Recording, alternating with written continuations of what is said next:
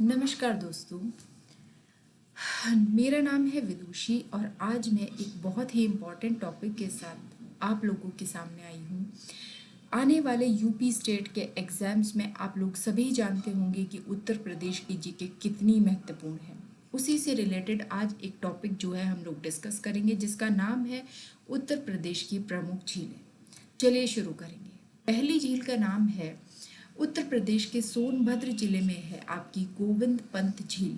सोनभद्र जिले की बात करूं तो आपका सबसे सदर्न जो है जिला आपका सोनभद्र, यहीं पर आपकी गोविंद सागर लेक है, याद रखिएगा, ठीक है।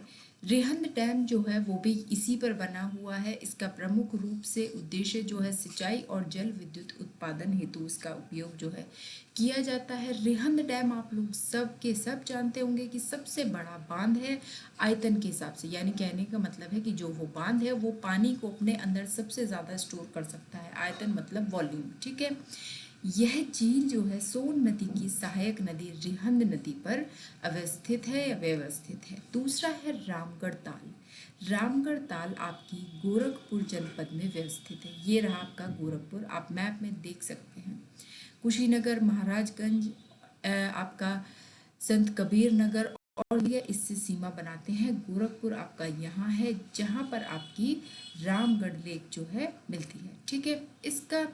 इस झील का उल्लेख जो है बौद्ध कालीन ग्रंथ सी यू की में भी किया गया है। वेहान सांग की प्रमुख रचना है, राप्ती नदी के मैदान में ये मौजूद है। तो हमने कौन सी दो को पढ़ा है अभी? सोनभद्र आपकी गोविंद सागर जो झील है वो सोनभद्र में है और आपकी गोरखपुर के अंदर है रामगढ़ ताल। चलिए, तीसरी है बरुआ सागर। ये झांसी में आपकी स्थित है। झांसी को देखेंगे तो ये आपका ललितपुर हो गया इधर सदर्न में, और इसी की सीमा से टच करता हुआ आपका झांसी आपको यहाँ दिखाई दे रहा होगा, जहाँ पर आपकी बरुआ सागर जो है लेक स्थित है। ये जो है आपका एमपी में जो बेतवा रिवर, एमपी का अगर ओरछा की मैं बात करूं, ये ओरछा यहाँ पर आया क्यों है? क्योंकि ये जो झांसी जनपद में बेतवा नदी के किनारे व्यवस्थित है, और बेतवा नदी आपसे पूछा जाता है तो ओरछा जो है, ओरछा भी जो है बेतवा नदी के किनारे है, और ये आपकी यहीं पर, यहाँ से सीमा बनाता है आपका ओरछा यहीं पर, और बेतवा नदी के किनारे ओरछा बसा हुआ है। और ओरछा की बात करूँ तो ये एमपी यानी मध्य प्रदेश के अंदर आता है, ठीक है।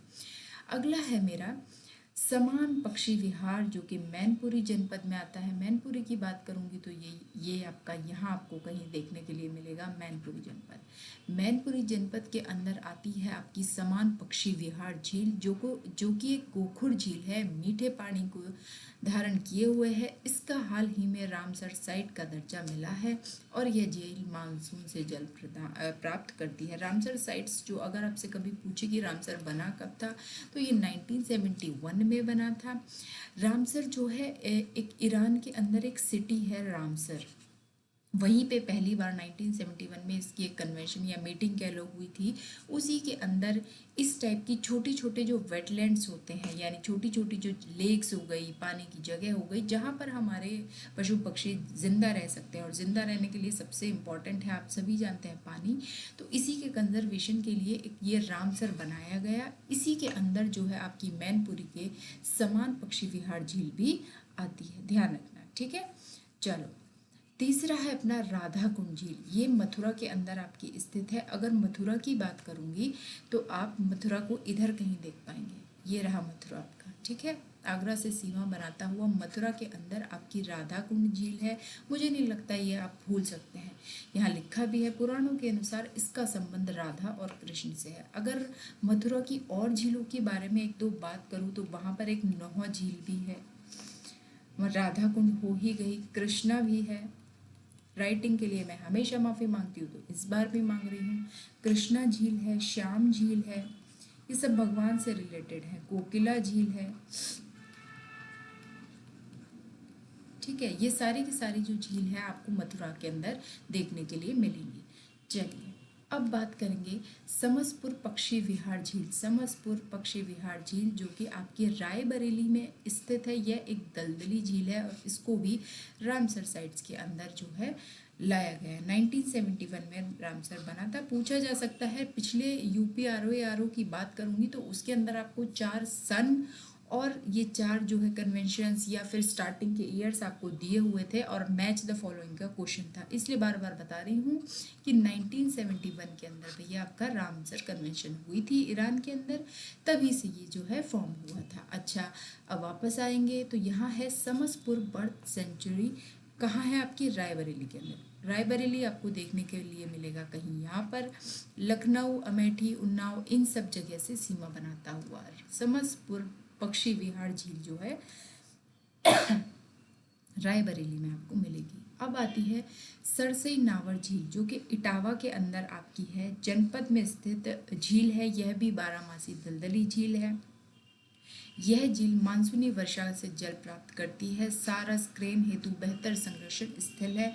इसे बर्ड लाइफ इंटरनेशनल के द्वारा महत्वपूर्ण पक्षी क्षेत्र भी घोषित किया गया है। हाल ही में इसको रामसर साइट्स के अंदर भी इंक्लूड किया गया है। 1971 में आपका रामसर जो है फॉर्म हुआ था। बात करूंगी इटावा, तो इटावा आपको देखने के लिए कहीं यहाँ मिलेगा, औरैया से सीमा बनाता हुआ, आगरा से, मैनपुरी से, कन्नौज से सीमा बनाता हुआ। ठीक है, इटावा आपको यहाँ मिलेगा। सरसई नावर झील आपकी इटावा के अंदर पड़ती है।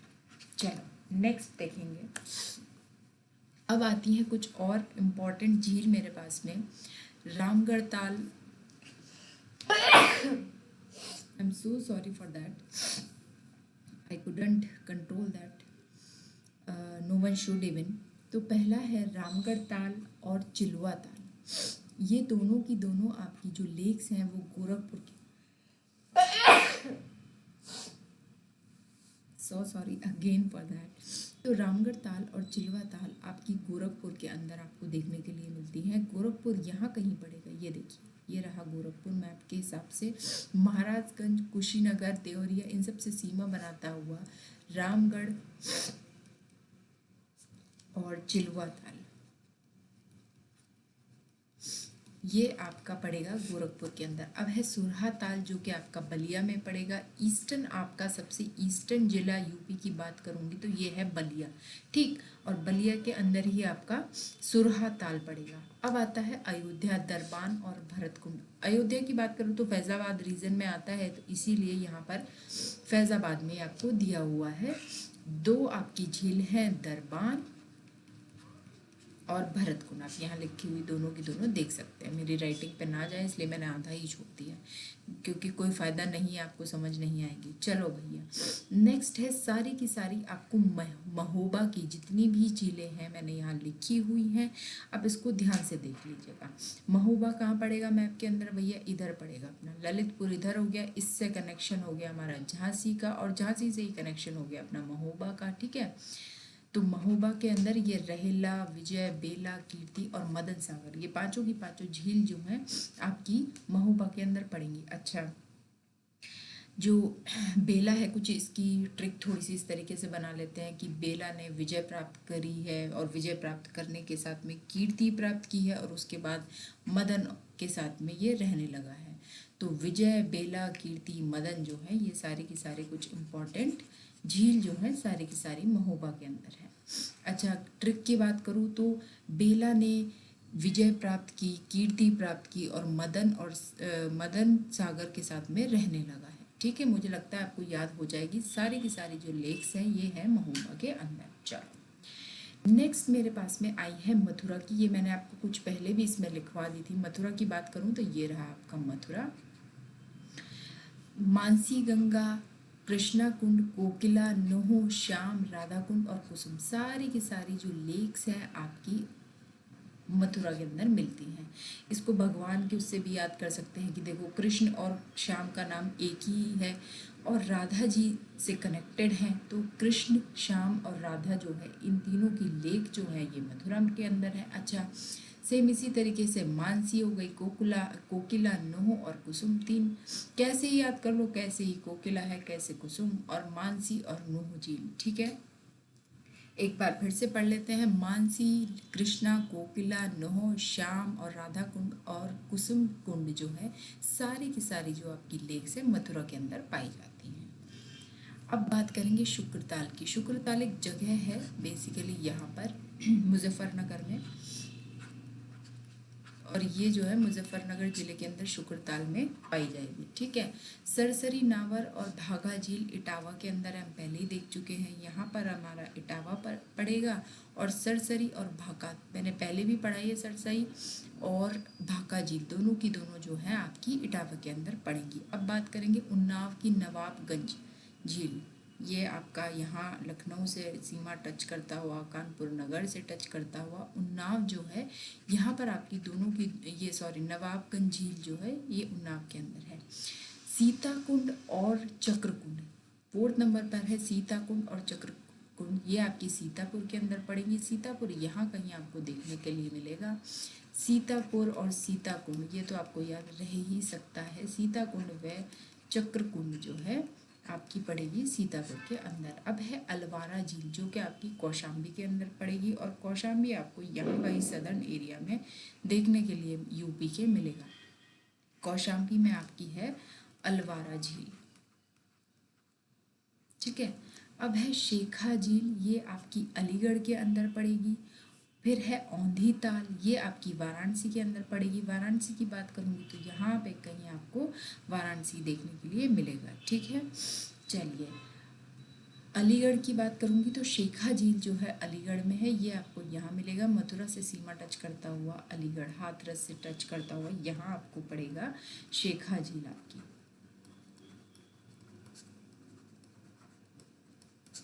वाराणसी के ये कौशाम्बी के अंदर कौन सी है? अलवारा झील। और वाराणसी के अंदर कौन सी है? औंधी झील। अब है दाहर और बिजवान झील जो कि हरदोई के अंदर आपकी पड़ेंगी। हरदोई कहाँ देखने के लिए मिलेगा आपको? इधर कहीं देखने के लिए मिलेगा, सीतापुर से सीमा बनाता हुआ। 2 झील हैं, दाहर और बिजवान झील, दोनों की दोनों हरदोई के अंदर आपको देखने के लिए मिलेंगी। ठीक है। अच्छा, अब एक और छोटी सी कुकरेल नेशनल पार्क, छोटा सा, या बर्ड सेंचुरी, इस तरीके से लगा लो। करंट की न्यूज़ है। कुकरेल जो है फर्स्ट नाइट सफारी, ये करंट का क्वेश्चन है। यहाँ पर मुझे याद आ गया है, फर्स्ट नाइट सफारी इंडिया की ये यहीं कुकरेल में जो है शुरू होने वाली है, और कुकरेल लखनऊ में पड़ता है। चूँकि हम लोग यहाँ सीमा बना रहे थे तो मुझे ये क्वेश्चन जो है यहाँ से याद आ गया। चलिए, शुक्रताल जो है मुजफ्फरनगर के अंदर पड़ेगा। अलीगढ़ के अंदर आपका शेखा झील पड़ेगी।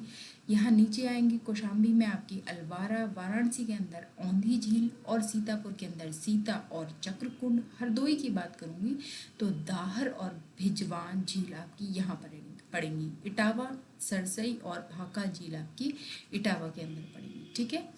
चलिए, तो आज की मैं अपनी क्लास को रखूँगी इतना ही। छोटी सी वीडियो थी, आपकी जितनी भी इम्पॉर्टेंट झील है वो मैंने इसमें कवर की हैं। थोड़ी सी बची हुई हैं, वो नेक्स्ट वीडियो में हम लोग कवर करेंगे। तब तक के लिए ऑल द वेरी बेस्ट।